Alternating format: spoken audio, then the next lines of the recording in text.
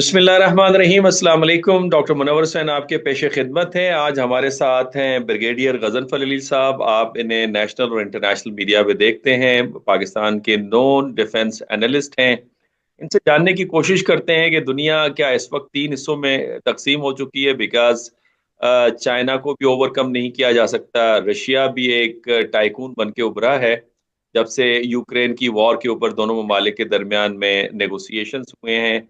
America भी इस वक्त तक मिलिट्री पावर है और इकोनॉमिकली अभी भी उसकी जो जीडीपी है वो 27 ट्रिलियन डॉलर से ज्यादा की है। तो देखना यह है कि ऊंट किस करवट बैठ रहा है, नेटो रेलिवेंट है नहीं है।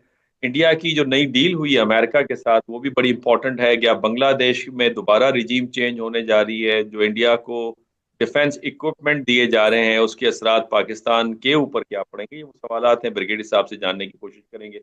पहले तो ब्रिगेडियर गजनफर साहब, आपके वक्त का बहुत बहुत शुक्रिया सर हमारे शो के लिए। ब्रिगेडियर थैंक यू साहब वेरी ये मच डॉक्टर साहब, pleasure. Thank you sir. Sir ये फरमाइएगा कि अभी सऊदी अरब के अंदर एक नई डेवलपमेंट हुई है जिसमें रशियन डेलीगेशन और अमेरिकन डेलीगेशन वहां पे थे, और इसमें मोहम्मद बिन सलमान ने बहुत की रोल अदा किया। और ये डील तकरीबन यूं समझिए हो गई है। बिकॉज जो प्रेसिडेंट प्यूटन की जो स्टेटमेंट है कि मैं बड़ा पुरएतमाद हूं और मुझे बड़ी खुशी होगी प्रेसिडेंट ट्रम्प के साथ मिलकर।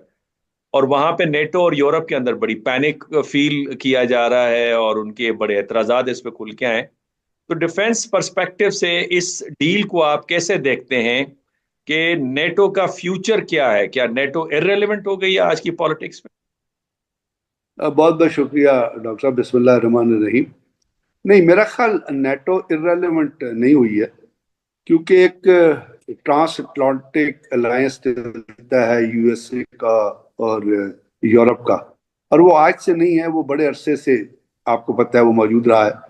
और यूएस का, यूनाइटेड स्टेट्स का एक नेटो के अंदर एक लीडरशिप का रोल भी रहा है।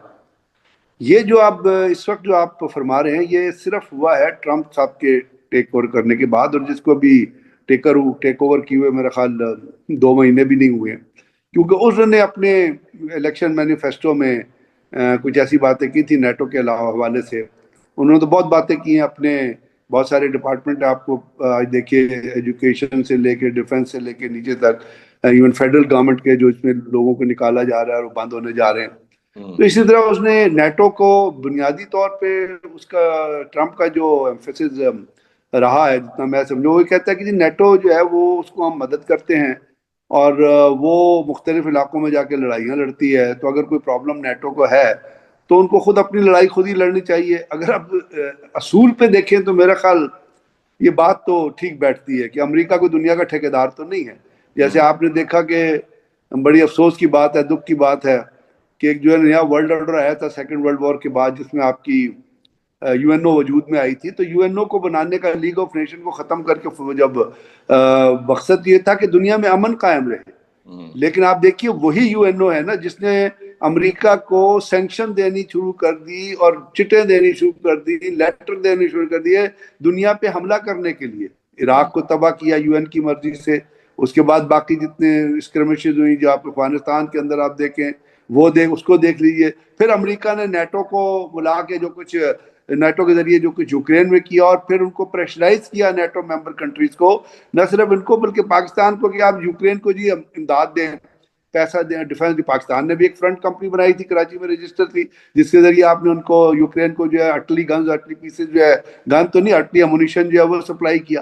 तो ये जो अमेरिका का जो इस चीज पे प्रेशर था, अगर आप एक यहाँ पे रुक के देखें एक सेकंड को, दुनिया को, तो ट्रम्प वो प्रेशर कम करने, वो एक्सपेंडिचर कम करने की कोशिश कर रहा है, जिस तरह मैं इसको समझता हूँ। लेकिन नेटो की जो ऑर्गेनाइजेशन है वो अपनी जगह मौजूद रहेगी। आने वाले दिनों में उनका मिलिटरीली जो हम अभी तक पढ़ सकते हैं, जो अभी तक कोई ब्लैक एंड व्हाइट की सूरत में नहीं आया, लेकिन रीडिंग बिटवीन द लाइंस, मैं समझता हूं कि जो नेटो का जब यूक्रेन के ऊपर हमला करने टाइप का रोल जो है, और पूरी की पूरी जंग को फाइनेंस करने का जो रोल है, और इसमें इतने ट्रिलियन ऑफ डॉलर्स खर्च करने का जो रोल है, एक मुल्क को दूसरे मुल्क पे हमला कराने के लिए, या उसको नेटो में जो है वो रोल खत्म हो जाएगा। नेटो अपनी जगह मौजूद रहेगी और यूएस की उसके साथ अटैचमेंट भी मौजूद रहेगी। बिकॉज एक तो प्रेसिडेंशियल पावर है ना डॉक्टर साहब, अमेरिका में बहुत ज्यादा पार जो होती हैं, वो बहुत सारी चीजें जो होती हैं वो पेंटागन के अंदर भी हो रही होती हैं, और हम्म। पेंटागन की ओवल ऑफिस की कोऑर्डिनेशन भी चल रही होती है।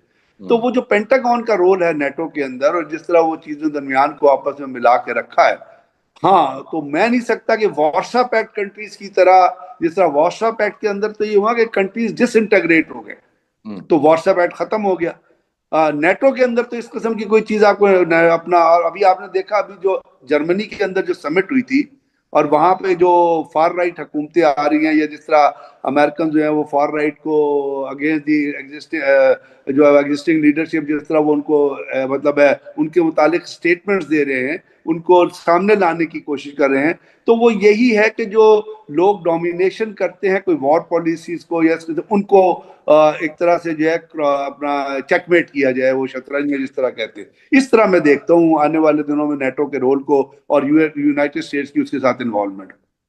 अब बिल्कुल आपने बजा फरमाया। ब्रिगेडियर साहब ये भी फरमाइएगा कि आपको लगता है कि जिस तरह से न्यू या स्ट्रक्चरल रियलिस्ट जो है, लाइक जॉन मीर शाइमर, उनका कहना ये था कि जिस तरह कोल्ड वॉर में हमने रशिया को, सोवियत यूनियन को आइसोलेट करने के लिए चाइना के साथ रिप्रोचमा किया, 70s में पाकिस्तान ने उस शटल डिप्लोमेसी में बड़ा अहम किरदार अदा किया, तो आज सऊदी अरब के थ्रू रशिया के साथ रिप्रोचमा करके चाइना को कंटेन या आइसोलेट करने की कोशिश की गई और की जाए, और आगे जाके उसको टारगेट किया जाए।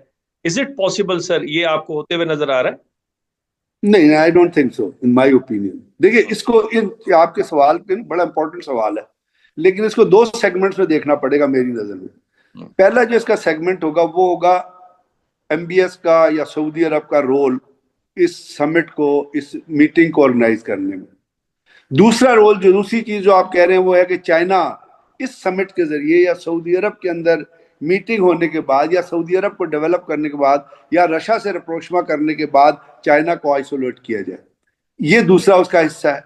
अब अगर हम पहले हिस्से की तरफ आए, तो उसमें आप डॉक्टर साहब, आपने तो बड़ा क्लोजली देखा है कि इससे पहले कतर एक रोल प्ले कर रहा था मेडिएशन का, और आज भी कतर के जो अमीर हैं वो मेरे ख्याल टर्की गए हुए, टर्की में मौजूद हैं, और जेलेंस्की भी टर्की गया था, और दोहा कॉन्फ्रेंस जो हुई उसके अंदर आपने देखा, और कतर ने और बहुत सारी चीजों को इनिशिएट, अब ये कतर की इमर्जिंग, मेरी नजर में एक इमर्जिंग लीडरशिप थी जो मुस्लिम ममालिक के लेवल पर रिकग्नाइज की जा रही थी, और उनका एक रोल जो है वो आपको बड़ा प्रीडोमिनेंट सामने आता। गजा के हवाले से भी एक रोल सामने आया उनका। ईरान ने तो डायरेक्ट पार्टिसिपेट किया ना, लेकिन जो पीस नेगोशिएशन थी उसके हिसाब से कतर का एक रोल सामने आया। अब मोहम्मद बिन सलमान ने डाइवर्सिफाई किया इस वक्त ऑयल डिप्लोमेसी और ऑयल पार से, उसका एम है जिसको वो विजन 2030 कहता है कि सऊदी अरब को एक तो डाइवर्ट करे डिफरेंट अदर बिजनेसेस में, और एक सॉफ्ट पावर के तौर पे वो अपने आप को सामने लेके आए। इसकी वजह से आपने देखा उन्होंने अपने मुल्क के अंदर भी बहुत सारी वो, और एक दूसरी चीज एक बड़ी है कि वो एक जो मजहब का उनके ऊपर एक जिसको मजहब वो जो एक टैग। स्ट्रॉन्ग, उसको वो मॉडिफाई करने की, उसको वो रिड्यूस करने की कोशिश कर रहा है।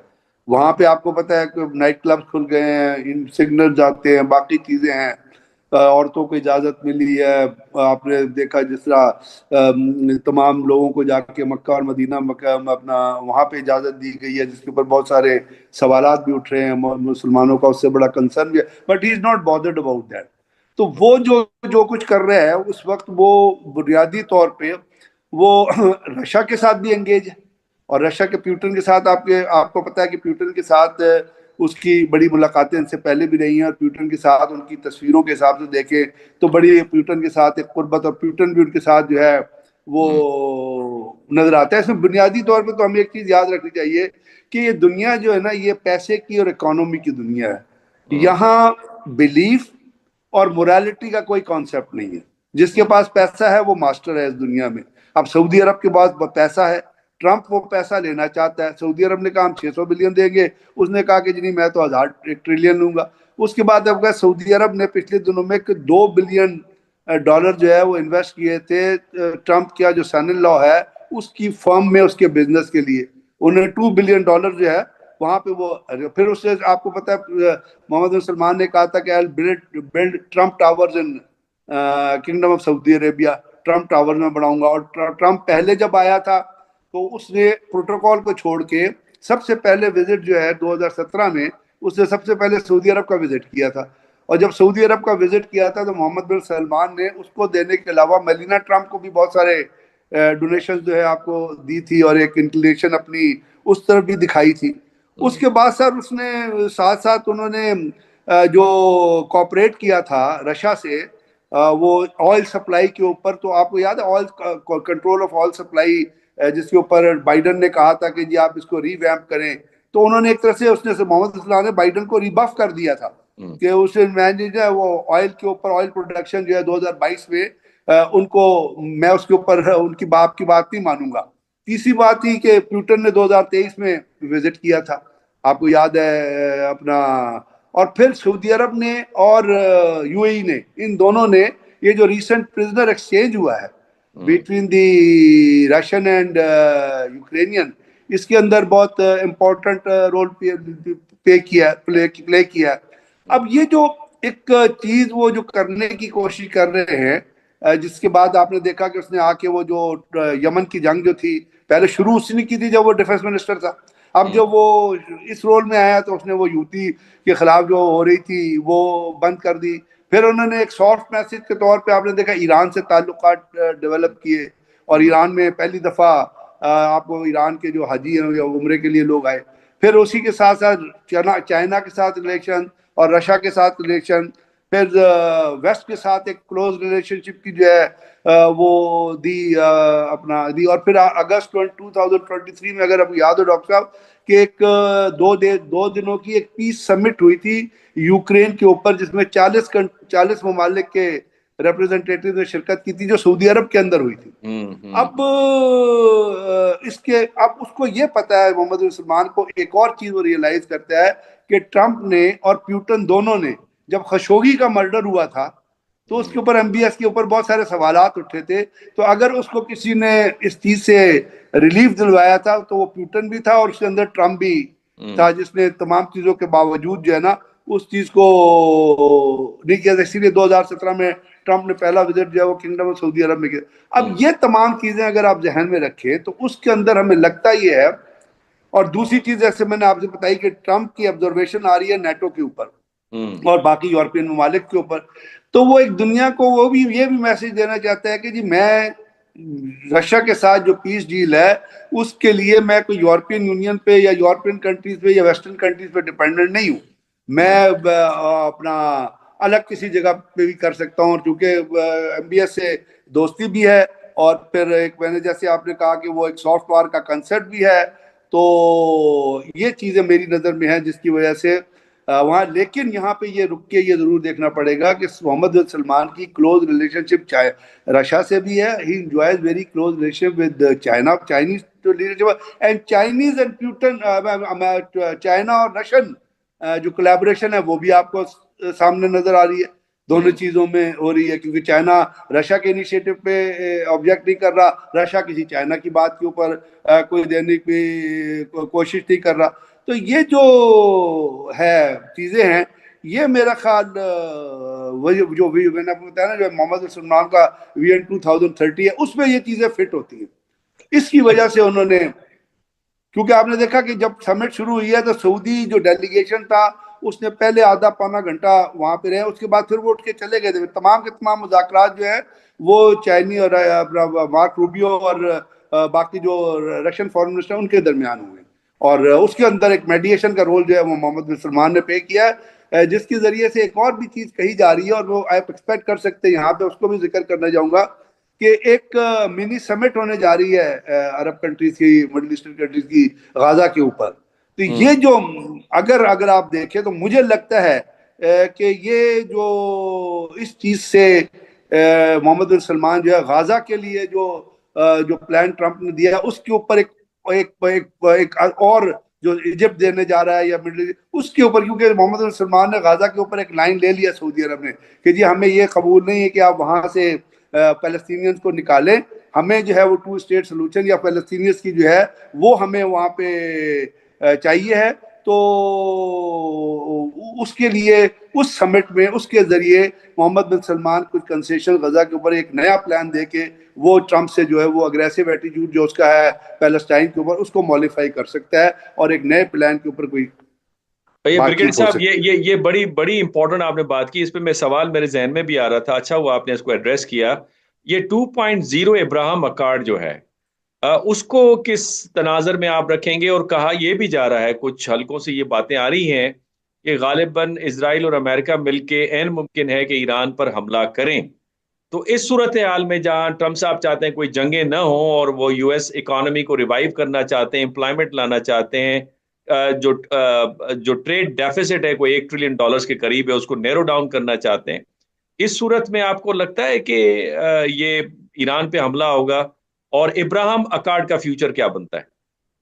सर इब्राहिम अकॉर्ड तो मेरी नजर में तो खत्म हो गया है ना। ट्रंप ने जब कहा कि जी हम तो नया मतलब है वहां पे शहर बसा देंगे और ये कर देंगे और वो कर देंगे, जो पॉसिबल नहीं है, प्रैक्टिकल नहीं है। अब हम्म। अब्राहम अकॉर्ड को अगर किसी ने लेके चलना है तो मैंने आपसे कहा ना, ये mini Arab summit of fate of Gaza के ऊपर जो हो रही है, हम्म। या जो मिडिल ईस्टर्न कंट्रीज का जो स्टांस आ रहा है, या इवन सऊदी अरब का पिछले दिनों जो स्टेटमेंट का 2 दिन पहले आई है उनके फॉरेन मिनिस्टर की, पैलेस्टीनियन जो है वो स्टेक होल्डर्स हैं और उनके लेजिटिमेट राइट्स जो है उनको मिलने चाहिए। और उसके साथ साथ मिडिल ईस्ट में बहुत ज्यादा एंगर भी है इस चीज के ऊपर, जो ट्रम्प ने जो कुछ कहा। इसका मतलब है ट्रम्प के जो कहने के जो उन्होंने मुझे नहीं नजर आया उसमें कोई, जब ट्रम्प ने कुछ कहा तो मुझे उसमें कोई प्रेसिडेंट का फ्लेयर नहीं मिला। मुझे लगता है कोई प्रॉपर्टी डीलर है जो एड्रेस कर रहा है कि जी मैं ये स्ट्रेच है तो इसको डेवलप कर दूंगा, तो यहाँ घर बना दूंगा, होटल बना दूंगा। और घर में ट्रम्प को का ये लेवल नहीं था, लेकिन ट्रम्प तो अपने लेवल से नीचे जाके बात करता है। एक दो बार बॉक्सिंग का मुकाबला हो रहा था तो उसका जो बॉक्सर है वो अब वो कुश्ती का मुकाबला हो रहा था, तो ट्रंप ने जाके, आपको याद होगा, वहां पे उसको दूसरे जो पहलवान था उसको नीचे गिरा के मारना शुरू कर दिया और फिर वहां खड़े होकर उसने नारे लगाने शुरू कर दिए। तो वही वो वहां से वो चला है और प्रेसिडेंट बन गया है यूनाइटेड स्टेट्स का। तो उससे ये चीजें तो तवक्को की जा सकती हैं, लेकिन अब्राहम अकॉर्ड को तो उसने खुद ही खत्म कर दिया ना। और इसराइल ने उसके ऊपर बड़ी खुशियां महसूस की और नेतन्याहू ने बड़ी खुशियां, लेकिन कोई इसराइल एक ही पार्टी तो नहीं है ना पैलेस्टाइन इशू के अंदर, और भी तो ममालिक है, पैलेस्टीनियन भी तो वहां, जिन्होंने कहा जी हम तो नहीं जाएंगे, आपने पहले हमें मारा है अभी हम फिर मार लें, पहले 2000 बम गिराए अब 4000 बम गिरा दें, we are going to stay here.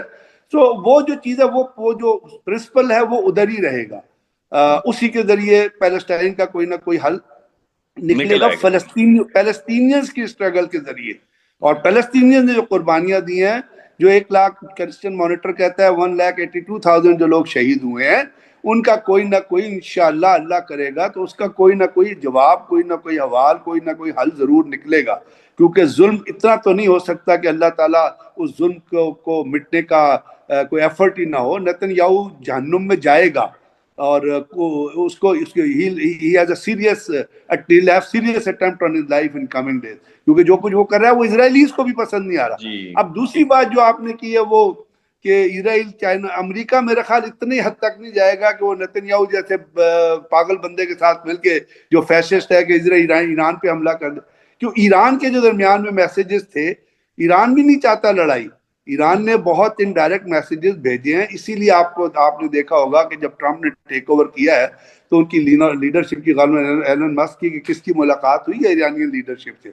और तो ये मुझे ये चीज नजर नहीं आती कि इस हद तक जाएगी कि ईरान और अमेरिका मिलके अपना, इसराइल और अमेरिका मिलके ईरान पे अपना हमला कर देंगे, फिर बिकॉज फिर रिटेलिएशन और ज्यादा बढ़ेगी।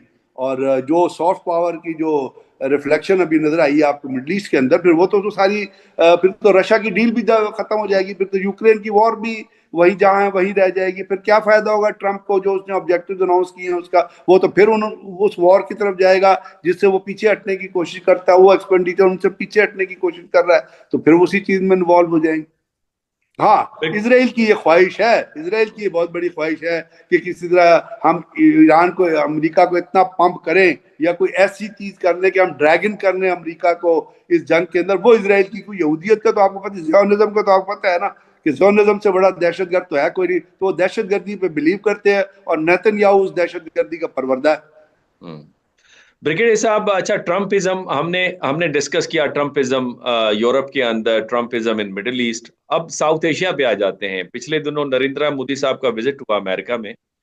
और वहां पे इकोनॉमिक डील भी हुई और डिफेंस डील भी हुई। बजायर तो वो कोई अमेरिका के फेवर में नजर आती है, कोई इंडिया के फेवर में नजर नहीं आती। लेकिन ओवरऑल इस डिफेंस डील को आप कैसे देखते हैं? उसके असरात साउथ एशिया में जो स्टेबिलिटी है या बैलेंस ऑफ पावर है, उस पे क्या देखते हैं? जहां तक तो बात की ना डॉक्टर साहब आपने डील की, डिफेंस डील की, तो वो आपको पता है वो डिफेंस डील आज की तो है नहीं। हम्म। बुश आया था, बाराक ओबामा आया था, उसके बाद बाइडन, उसके बाद ट्रम्प। तो ये डील तो पता नहीं कब से चल रही है।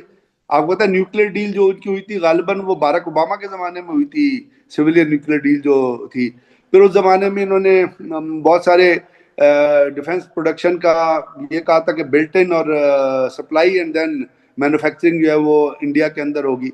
हम्म। तो वो तो चीजें चल रही है, मेरी नजर में वो कोई नई चीज नहीं है। हम्म। जहां तक टैरिफ की बात है, तो जहां तक मैं पढ़ रहा था अपना इवन इंडियंस वो कहते हैं कि ये टैरिफ रेट से हमें कोई फर्क नहीं पड़ेगा। हम्म। और क्योंकि वो यूएस एक्सपोर्ट पे पहले भी जो है वो टैरिफ लगता रहा है और लगता रहेगा। और अभी भी अगर लगा तो हमें कोई ज्यादा उसका इफेक्ट नहीं होगा, क्योंकि जो ट्रेड बैलेंस है आपको पता है वो ट्रेड बैलेंस वो जो है अभी तक वो इंडिया की फेवर में ही है, यूएस अमेरिकन ट्रेड बैलेंस जितना है। बाकी वो जो दुनिया बहुत बात कर रही है F-35 पे, तो मैं तो समझ नहीं आती मुझे F-35 कहाँ फिट होते हैं। इसलिए कि इंडिया तो रशियन जहाज खरीद रहा था, और F-35 has a very huge maintenance cost. दूसरी हम्म। बात यह है कि याद रखिएगा कि आपको पता है F-35 सिर्फ अमेरिका ने डेवलप नहीं किया, उसमें यूके भी है, उसमें ऑस्ट्रेलिया भी है, और उनके भी ऑर्डर इन लाइन में लगे हुए हैं लॉकहीड मार्टिन के पास। हम्म। अभी तक 2040 तक उन्होंने कोई 2480 F-35 जो अमेरिकन आर्मी को, अमेरिकन एयरफोर्स को डिलीवर करने। और अपना F-35 की 3 क्लॉजेज हैं, एक वर्टिकल टेक ऑफ है, एक स्ट्रेट शॉर्ट टेक ऑफ की क्लास है, कोई 35A 35P, उनकी डिफरेंट कॉस्ट हैं। तो हम्म। इन नियर नियर फ्यूचर कोई ऐसी चीज नहीं आने वाली एयरफोर्स के। उससे उससे कंपैरिजन से अगर आप करें ना एक अगर आप नजर दौड़ाएं पाकिस्तान के JF-17 थंडर पे, तो हम्म। आपको पता है कि पाकिस्तान का JF-17 थंडर पाकिस्तान के अंदर ये चाइना और पाकिस्तान मिलके बना रहे हैं, और सारी टेक्नोलॉजी इस मुल्क के अंदर अवेलेबल है। और हम्म। अगर आप F-35 की करेक्टरिस्टिक और J-17 थंडर की करेक्टरिस्टिक को कंपेयर करेंगे, तो रेंज में, अपना हाइट में, लेंथ में, पावर डिलीवरी में, एवियोनिक्स में कोई बहुत ज्यादा डिफरेंस नहीं है। हाँ, F-35 मॉडर्नाइज है, कोई अमेरिकन टेक्नोलॉजी बहुत आगे है, लेकिन पाकिस्तान ने भी एवियोनिक्स में जितनी चीजें इस्तेमाल की हैं फ्रेम के बाद, वो तमाम की तमाम इंटरनेशनल मार्केट से खरीदी, वो चाइना स्पेसिफिक नहीं है। अच्छा। अगर तो चाइना के अंदर डिलीवर होती, बनती, तो इसका मतलब है कि आपकी टेक्नोलॉजी चाइना तक महदूद होकर रह जाती। हम्म। ऐसी बात नहीं है, वो उन्होंने उठाई है जो मार्केट की, जो कमर्शियल ऑर्गेनाइजेशन हैं या जो ये काम करते हैं, वहां से वो लेके लगाई गई हैं, फिर पाकिस्तान ने उसको डेवलप किया। तो इतना कोई वो ह्यू एंड हाई नहीं है। वो डिफेंस डील पहले भी थी, वो डिफेंस डील अब भी है। न्यूमेरिकली इंडियन आर्मी पाकिस्तान से ज्यादा पहले भी थी, अभी भी है। अभी इंडिया को चैलेंज पाकिस्तान से पहले भी है था, और अभी भी है। और पाकिस्तान को इंडिया से चैलेंज पहले भी था, अभी भी है। इंडिया को चाइना से भी चैलेंज है, इंडिया चाइना को भी खुश करने की कोशिश कर रहा है। अभी इस तमाम चीज में जब आप देखते हैं ना, तो इंडिया के लिए एक और चीज होती है कि वो चाइना और अमेरिकन पॉलिसी को बैलेंस किस तरह करेंगे। अगर चाइना की, क्योंकि मुझे इतना तो पता है कि अमेरिका का जो लास्ट सिक्योरिटी स्ट्रेटेजिक रिव्यू जो था, जो उनका नेशनल स्ट्रेटेजी रिव्यू पेपर निकलता है, उसके अंदर का मुझे एक सेंटेंस याद है। उसमें उन्होंने कहा था कि हम अपने स्टेट के तमाम रिसोर्सेज और तमाम ऑर्गेनाइजेशन को इस्तेमाल करेंगे to develop power against China, because he is the only competitor and he is the only future enemy. तो अगर वो चीज है, तो उसके बाद फिर आपने अमेरिका को भी साथ रखा, और आप अमेरिका भी, इंडिया लग रहा है कि वो अमेरिका की लैब में जाता जा रहा है, फिर रशिया से भी उनके साथ। तो दे ऑल्सो हैव चैलेंजेस, लेकिन वो मुल्क बड़ा है। और ये हम्म। इसमें कोई शक नहीं है मुझे कहने में कि उनकी इकोनॉमी जो है वो $700 बिलियन या $634 बिलियन की फॉरेन एक्सचेंज है।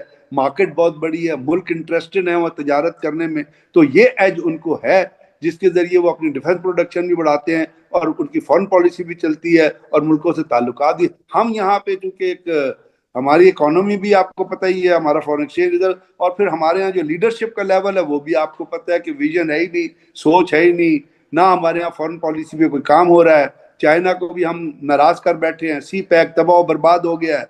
तो ये जो हमारी मिस गवर्नेंस, हमारी मिस फॉर्चून जो है, ये इंडिया को एक एडेड एडवांटेज दे जाती है इन बैलेंस ऑफ पावर इस रीजन के अंदर। ब्रिगेडियर साहब, आखिरी सवाल, आपको eight the end of the tunnel कोई रोशनी नजर आती है? जहां तक आपने जिस तरह फरमाया कि हमारे यहाँ इदराक ही नहीं है कि जो दुनिया की सतह पर, खिते की सतह पर तब्दीलियां रूनुमा हो रही हैं, उसके मुताबिक पॉलिसी मेकिंग करें। पॉलिसी मेकिंग तो एक बड़ा कॉम्प्लेक्स और लॉन्ग प्रोसेस है जिसमें कोऑर्डिनेटेड एफर्ट डाली जाती है। एकेडेमिया इन टच नहीं है, मीडिया उस तरह से नैरेटिव को डिसिमिनेट नहीं कर पा रही, प्रैक्टिशनर्स नहीं है। ओवरसीज पाकिस्तानी से हम ये तो लगाते हैं दिल के आप आए और पाकिस्तान में इन्वेस्टमेंट करें, लेकिन हमारा अपना पैसा जो है वो बाहर इन्वेस्ट हुआ हुआ है, बच्चे बाहर पढ़ते हैं और सारी तवज्जो हमारी बाहर की तरफ होती है। तो आपको कहीं at at the end of the tunnel कोई रोशनी नजर आती है कि कुछ बेहतरी होगी या हो जाएगी?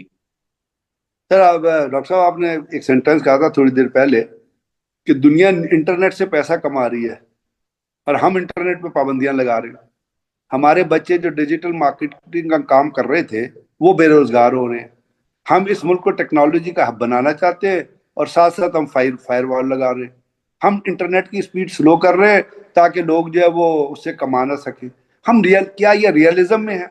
क्या ये रियलिस्टिक पॉलिसीज है? इंडिया कितना बड़ा टेक्नोलॉजी, इंफॉर्मेशन टेक्नोलॉजी का हब है, और गुड़गांव में कितना बड़ा बेस उन्होंने इंफॉर्मेशन टेक्नोलॉजी का बनाया। वो कितना अर्न कर रहे हैं उससे, उनके बच्चे अर्न कर रहे हैं, उनकी जनरेशन अर्न कर रही है। मुझे दुख की बात है कि हमारे यहाँ मतलब रोना आता है। आप यकीन कीजिए कि जो बच्चे रोते हैं कि यार हम पैसा चार कमा रहे थे, अभी इन्होंने इंटरनेट को के ऊपर ये करके हमारी रोजगार पे जो है लात मार दी। डॉक्टर साहब क्या करें, मुझे बताएं ना, कहाँ से करें? दुनिया किसी और फ्रेम में रह रही है। दुनिया एयर टैक्सीज पे जा रही है, दुनिया बड़े बड़े मेगा प्रोजेक्ट्स पे जा रही है। आप अपने मुल्क में देख लें, पिछले खास तौर पे ये पिछले 5-6 साल से कौन सा प्रोजेक्ट आपको, कोई प्रोजेक्ट नजर आए कहीं से, कोई बाहर की इन्वेस्टमेंट आई है? हाँ, हम फख्र महसूस करते हैं क्या कि चाइना ने अपना जो पैसा री रोल कर दिया, सऊदी अरब ने जी अपना $3 बिलियन री रोल कर दिया। Has any investor come in Pakistan in the last 5 years? कोई आपकी फॉरेन डायरेक्ट इन्वेस्टमेंट पाकिस्तान के अंदर आई है कहीं से? तो eight the end of the day tunnel के अंदर लाइट कहां से नजर आएगी जब उसके अंदर बल्ब ही नहीं जला हुआ है? बड़ी दुख की बात है, बहुत अफसोस की बात है। हालांकि अभी इंटरेस्ट रेट कम हुआ है तो आपकी इकोनॉमी को चलना चाहिए, आपकी रियल एस्टेट को चलना चाहिए। गवर्नमेंट को चाहिए कि सोचे, कोई टैक्सेस कम करे। एक रियल एस्टेट चलती है तो 25 किस्म के कारोबार चलते हैं। सीमेंट का कारोबार चलता है, सरिये का कारोबार चलता है, लोगों को रोजगार मिलता है। इंटरनेट की स्पीड तेज करें, बच्चों को अट्रैक्ट करें, इंफॉर्मेशन टेक्नोलॉजी में इन्वॉल्व करें। अब देखिए, मतलब है, इंडिया में सोचने की बात है कि फ्रांस में आर्टिफिशियल टेक्नोलॉजी, आर्टिफिशियल इंटेलिजेंस का भी एक वर्कशॉप हुई है, सेमिनार हुआ है, जिसको इंडिया ने को होस्ट किया। वहां मैक्रॉन बैठा हुआ था, वहां पे कैनेडियन प्राइम मिनिस्टर बैठा हुआ था, वहां पे बड़े बड़े लोग बैठे थे। Where are we? अपना ये आर्टिफिशियल इंफॉर्मेशन, ये फ्यूचर है। इसके जरिए फ्यूचर, आपके अपने मुल्क में कोई इस तरह का आर्टिफिशियल इंटेलिजेंस का कोई वर्कशॉप, कोई सेमिनार, कोई प्रोडक्ट, कोई डेवलपमेंट, कोई चीज नजर आती है? हमारे बच्चे पढ़ रहे हैं लेकिन उनको समझ नहीं आ रही वो क्या पढ़े, क्योंकि उनको पता है पढ़ के जो प्रोडक्टिविटी होनी है, जब एक लड़के ने इंफॉर्मेशन टेक्नोलॉजी में मास्टर्स करना है और आगे उसको पता चलना है कि मेरे मुल्क में नेट ही नहीं चल रहा यार, क्योंकि ये पॉलिटिकल इंटरेस्ट के लिए इस नेट को बंद किया हुआ है कि जी मेरी बेइज्जती ये ना हो जाए या वो, तो फिर वो क्या करेगा वो बच्चा? आप मुझे बताएं। यहाँ तो लोगों को पकड़ लिया जाता है कि आपने ये क्यों किया, ये क्यों छापा, ये आप कह रहे हैं कि मीडिया नहीं चल रहा। पीका एक्ट आएगा तो मीडिया किस तरह चलेगा? मुझे बताएं ना। मीडिया को तो दबाने की कोशिश की जा रही है। सो आई डोंट नो, अल्लाह करे। मैं तो सिर्फ यही कहता हूँ कि कोई कहते हैं ना कि उम्मीद पे दुनिया कायम है और हौसला ईमान की जड़ है। तो अल्लाह करे कुछ इस मुल्क के ऊपर रहम हो, कुछ कहीं से कोई रहम हो जाए, कोई मुआवजा हो जाए, अल्लाह करे, ताकि हमारी आने वाली जनरेशन जो है वो कुछ अमन और सुकून और कुछ माशी खुशहाली के अंदर रह सके। ब्रिगेडियर गजनफर साहब, बहुत बहुत शुक्रिया, आपने वक्त दिया। नाजरीन, आपने ब्रिगेडियर साहब की गुफ्तगू सुनी। मैं समझता हूँ बहुत ही प्रेगमेटिक अप्रोच है और जो उन्होंने लास्ट बात कही, दुनिया में पाकिस्तान के बच्चे और पाकिस्तान की कौम तीसरी बड़ी इंटेलिजेंट कौम तब तस्लीम की जाती है। कैनेट कॉलेज में खुशवंत सिंह साहब तशरीफ लाए, जिन्होंने ट्रेन टू पाकिस्तान लिखा। उन्होंने कहा इतने इंटेलिजेंट और इतनी ब्यूटी तो मैंने पूरे इंडिया में नहीं देखी जो सिर्फ कैनेट कॉलेज के अंदर देखी। लेकिन जो हमारे पॉलिसी मेकर हैं, उनके पास इस बात का इदराक नहीं है, अनफॉर्चुनेटली, कि दुनिया एक सिमत में जा रही है और अब भी हम अंधेरों में बैठना पसंद कर रहे हैं। आपके कमेंट्स का इंतजार रहेगा ब्रिगेडियर साहब को, और मुझे इजाजत दीजिए। अल्लाह हाफिज।